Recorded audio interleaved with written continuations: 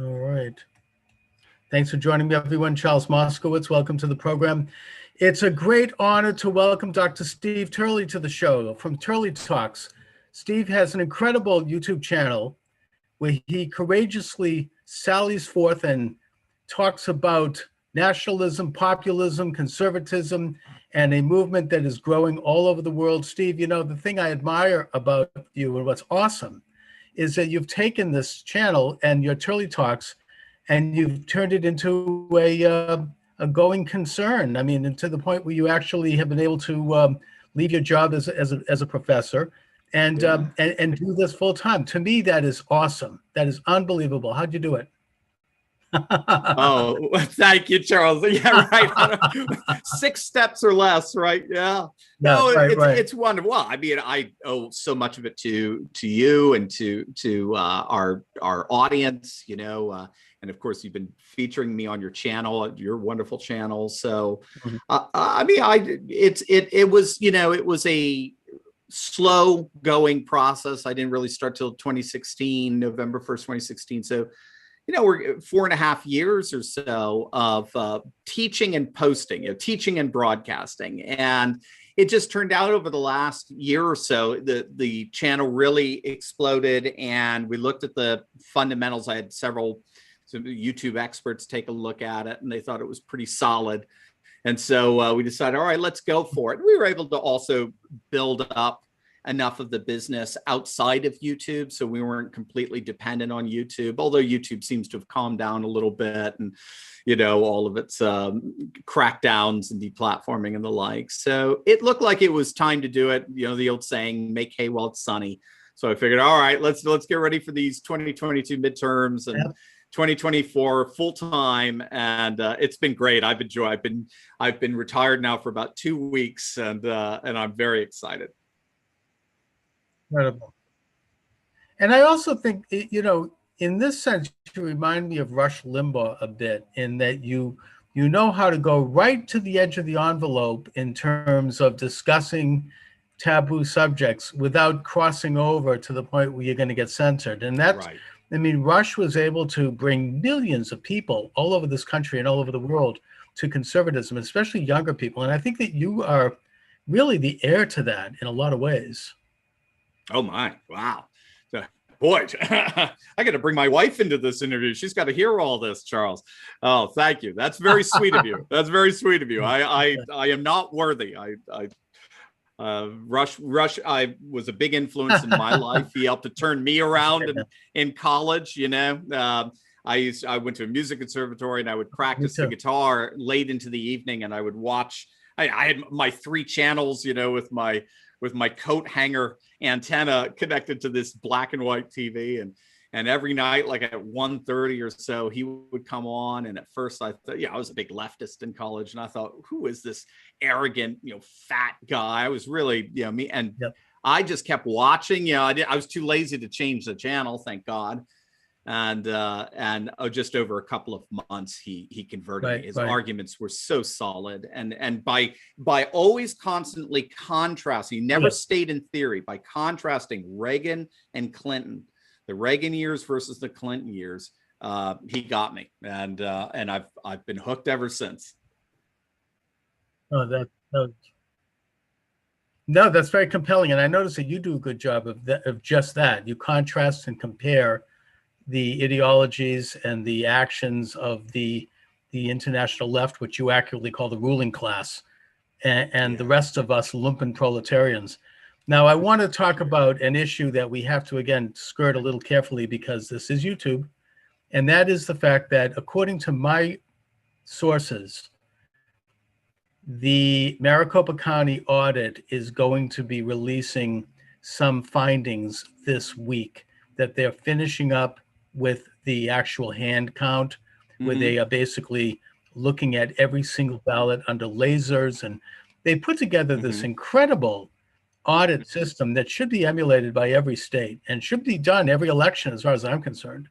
Sure. And I've already seen the liberal media now acknowledging that this exists, first of all, which they didn't do up until now. Right. And you've got the New York Times, you've got the Boston Globe, where I am, you've got probably outlets throughout the country putting it up big and saying this is, right-wing nutcase stuff and QAnon and all this other nonsense, which tells me that either the news is going to be bombastic, or that they're going to destroy it before it happens. What do you think is going to happen? Interesting. Yeah, I was just with Doug Mastriano, who got the Gettysburg hearings going. So we were together in Lancaster on last Thursday, and we were speaking to some patriots out there, and he just came back from Maricopa County, and he did confirm that there would be some results released, if not the full results released in the next 2 weeks. Those were his words. He didn't allude to what he saw. He was pretty tight-lipped about it.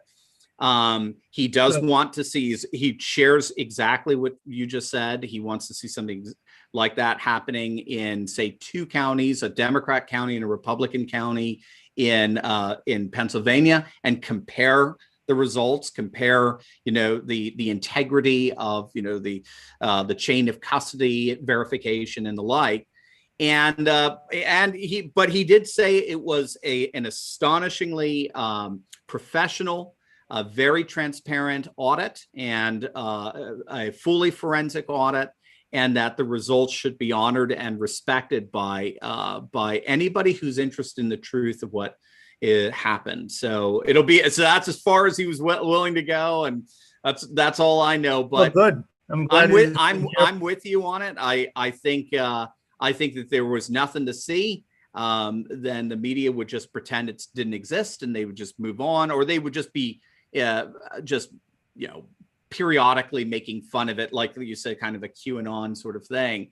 Whereas even Vice, which is a very left-wing site, even Vice came out and said it does look increasingly likely that this, what they called unconventional audit, maybe it's unconventional in that it's actually being done well.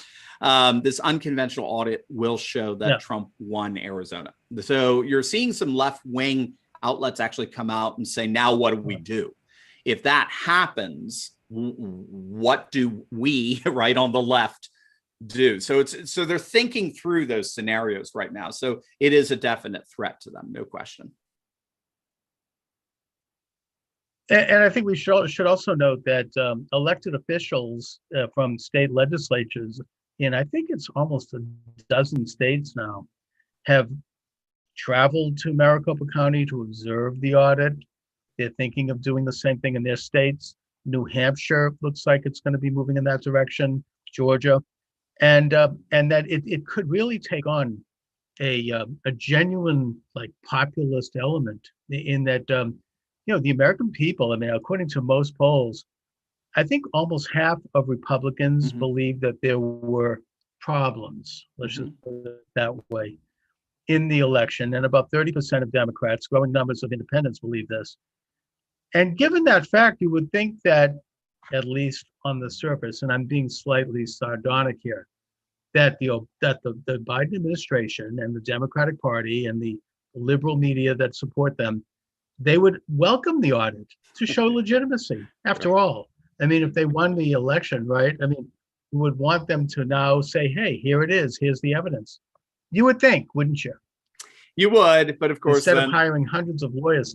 And to trying to stop it, and to the credit of those judges out in Arizona, they stayed firm. So, their credibility comes from their media wing, the mainstream Marxist media, as I like to refer to them, the left-wing activists disguised as journalists.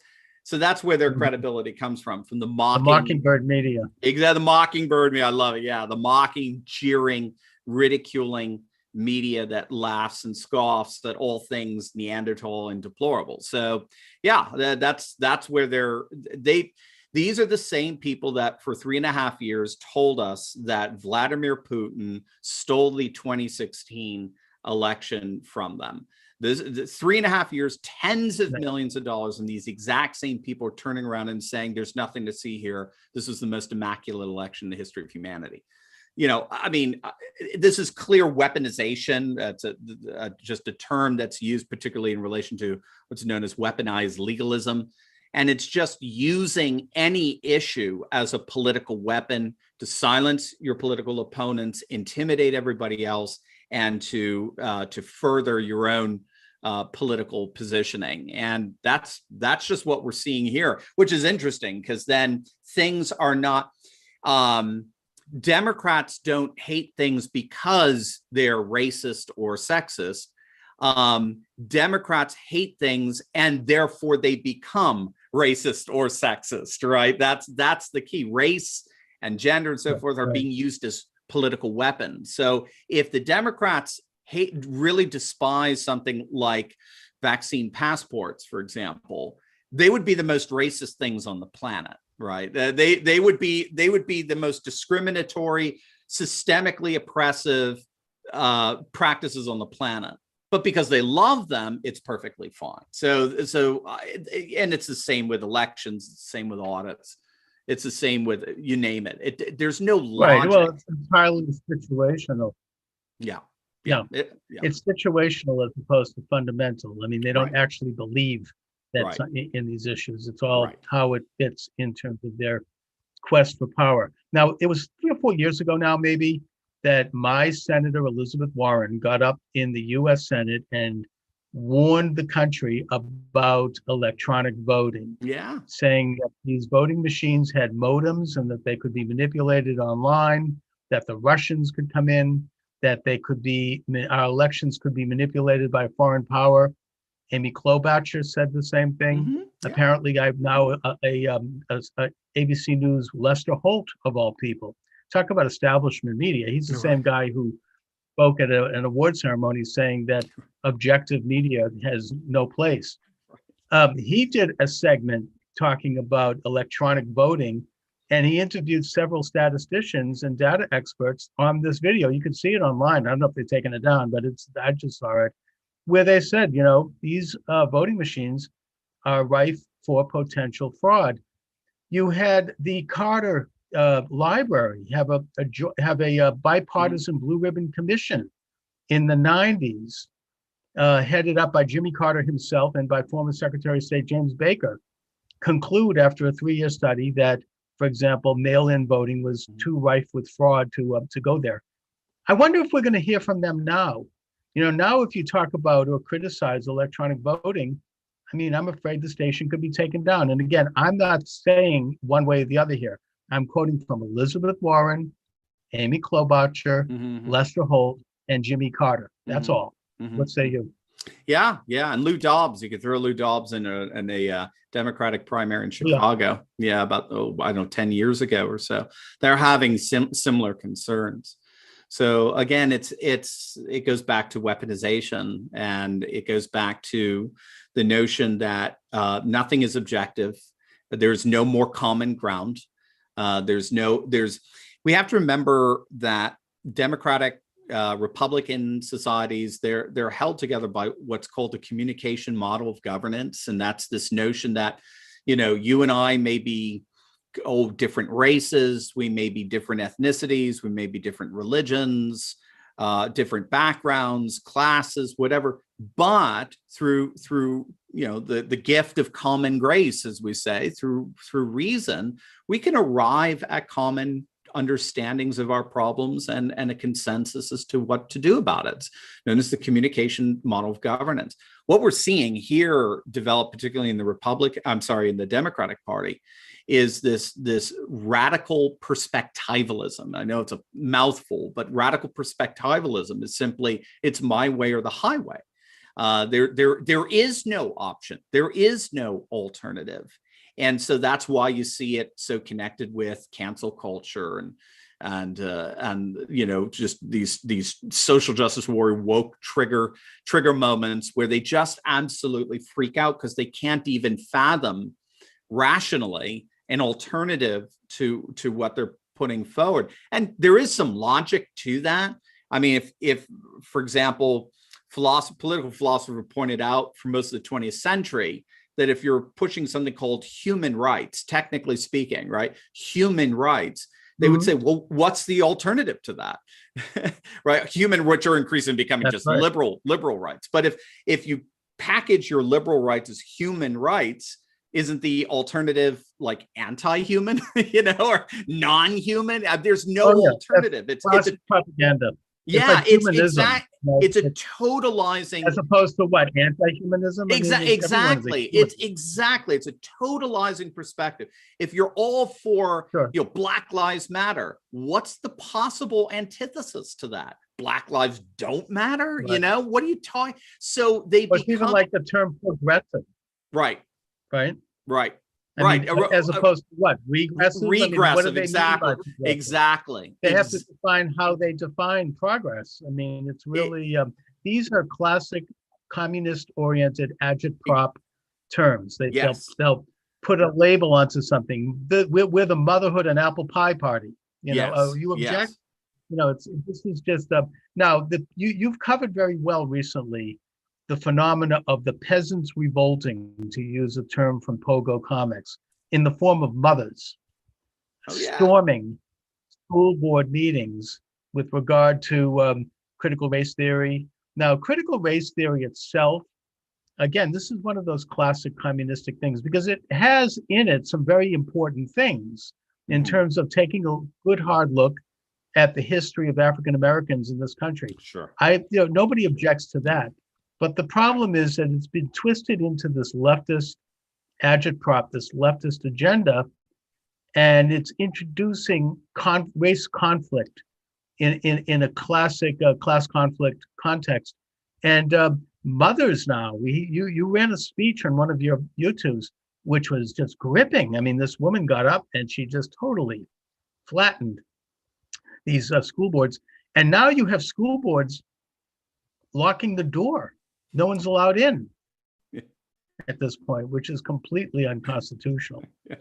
What say you with regard to this uprising against critical race theory?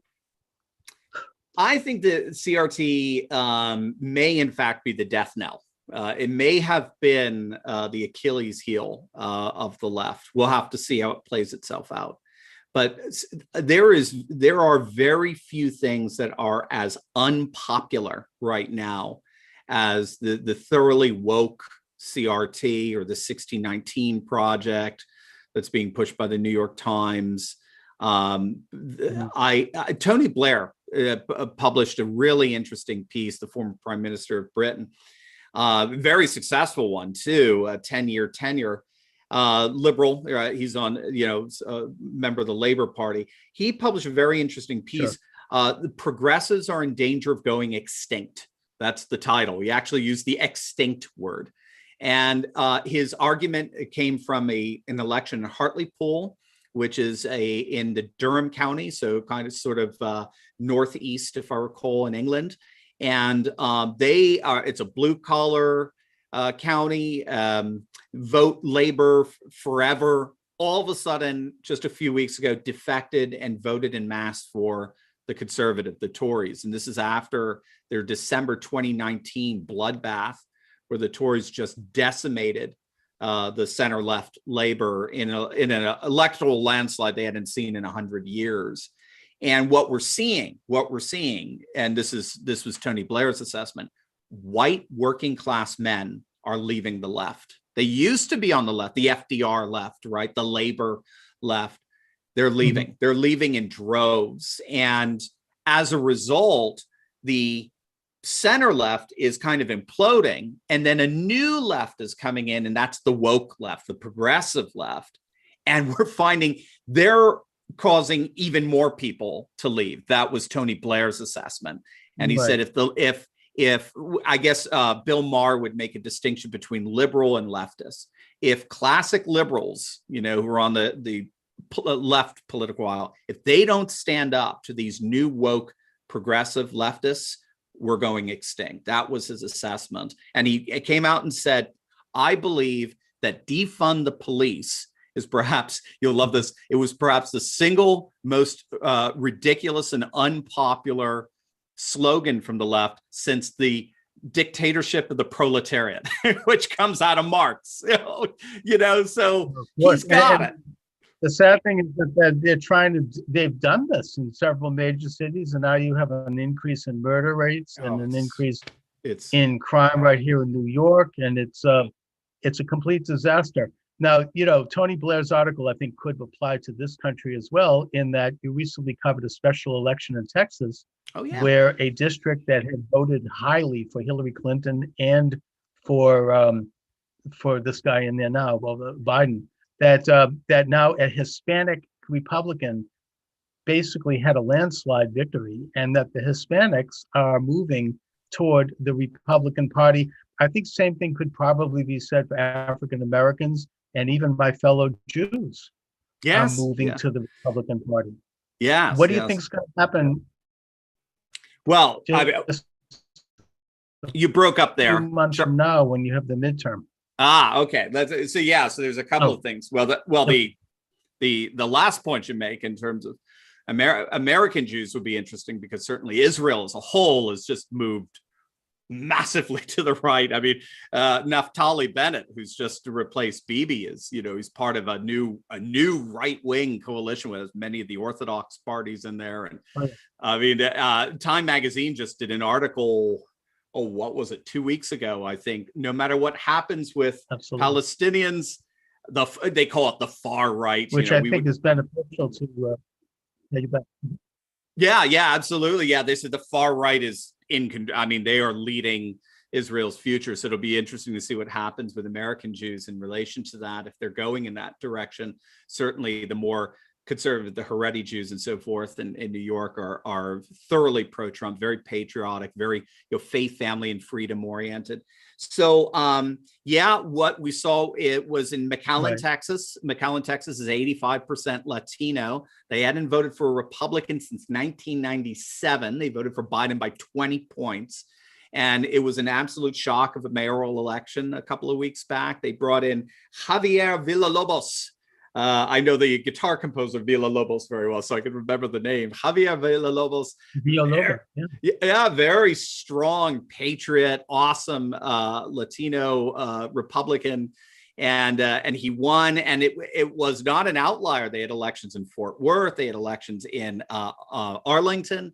All swept by the new GOP, which I'm calling, we have a member of our Insiders Club that calls them the Grand Old Patriot Party. It's really becoming the Patriot Party under Trump's leadership from backstage, as it were. So what's going to happen? We'll have to see, but it looks like the wind is at the backs of the Patriot movements all across the country. You see it with Patriot parents rising up, like what we're seeing in Loudoun County in Virginia.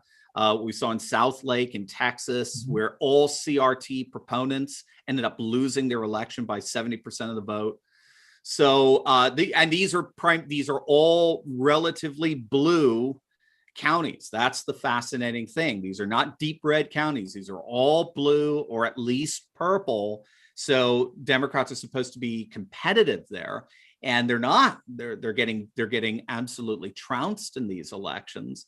And so these are great signs. These are great bellwethers for what to expect in the next several months. Of course, we're going to see a lot of the rhinos in the House get primaried. 9 of the 10 Republicans who voted to impeach Trump are getting primaried. Liz Cheney's going down. I don't see any way she's going to win. Bouchard should easily beat her. I think the last poll had him over 50% support versus her 20%, something akin to that. So this is good. And then Lisa Murkowski looks like she's going to get it too. She has a young, dynamic Republican challenger who's ready to take her out. Joe Miller tried back in 2010, and the swamp dug up dirt on him, and so they do what they do best, and they got rid of him. But so hopefully this new challenger will be thoroughly vetted, and we can get rid of Lisa Murkowski as well. And Alaska will send us a really good patriot there. So it's really exciting stuff. We are seeing the transformation of the Republican Party into the Patriot Party, where more and more rhinos are getting pushed out, and the patriot, the MAGA deplorables are becoming the very identity of the party. And we're seeing them winning elections as more and more whites and more Latinos begin to defect. Right. So, I think that this could be a historic election that could change the course of American governance for a generation, actually. I mean, maybe Tony Blair will be right. The left will go extinct. And they have people like, AOC and the Squad, which are, I mean, she's idiotic, putting that aside. I mean, with the silly, comments, that's going to be their leadership. It's going to become like the dodo bird, if that's the case. That's a great analogy, Charles. I'm going to steal that one. The dodo bird Democrats. I love it. Well, we'll see. I mean, I don't think we can whistle too much yet, because who knows what they have in store. I mean, there you go. They're capable of, well, let's just say improprietous activities in November of last year. I want to be careful here. Right. And that mechanism, that infrastructure is very much there, very much alive, and it's very well funded, and it's very, it really does represent, Steve, what you accurately identify as the ruling class. Yeah. And it interlocks with the ruling class all over the world, and there's a worldwide movement against it. It's happening all over the world. It's happening in China, in Hong Kong. It's happening in France, which is almost the verge of a civil war right now. Yeah. We could look at countries throughout the world. Brexit is an example. And I just think that, however the pandemic came about, which is an interesting subject we can't talk about either, the fact of the matter is that it was manipulated in such a way that benefited the ruling class. And I think that's backfiring on them. No, I think you're absolutely right. I think you're right. I think pandemic politics has only exacerbated the patriot backlash, and again, not just here, all over the world. I mean, as a good friend of mine who's Danish has pointed out, even the Danes were protesting. Charles, the Danes never protest. They're the last people on the planet. They're going to start, rallying together in a march, and maybe even it getting a little violent. They're getting a little overly emotional. Even the Danes have been protesting this. You see it in the Netherlands, you see it throughout France, you see it all over the place. People have had it. They don't trust their leaders anymore, and for good reason, as we're finding with Fauci's emails. And I think you're right. I just think this is part of the process of the world sort of pushing back against globalism and its permanent political class, and replacing it increasingly with patriotic leaders who are going to implement a politics of the people as over and against a politics of the establishment. Absolutely. Steve, let my listeners and viewers know where they can view your excellent programming and your videos, and get more information about your excellent books and about you. Oh, thanks, Charles. They can go to my website, turleytalks.com. It's like turkey, but with an L. Turleytalks.com, as your spelling program might change it to turleytalks1word.com, or just punch in my name, Dr. Steve Turley, in YouTube or Rumble or anything like that. You'll find us there as well. Excellent. All right, Dr. Steve, listen, I want to thank you as always for joining me. Great pleasure. I hope to talk to you soon. Absolutely, Charles. And have an excellent afternoon. Thank you. Thank you, Charles. Thank you for all that you do. God bless.